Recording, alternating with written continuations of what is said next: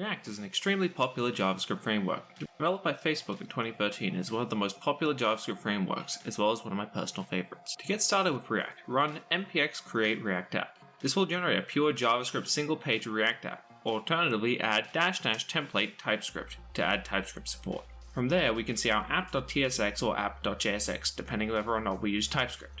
This TSX or JSX file is where we will write any JavaScript and HTML-like components for our app. There are currently two ways to program in React. We can rather use React hooks or React classes.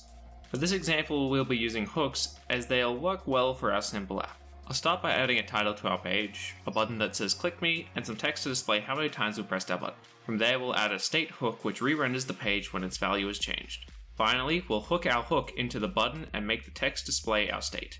And there we have it. Our first React app is done. Now, to make our website look better, we could add a library like Mantine to support color themes, an app shell, and better looking titles and text. We can also add another library like React Router to turn our single page site into a full-blown multi-page React app. As it'll take far too long to go through all these possibilities, I'll link my portfolio website down below, which has the full stack available as well as its source code.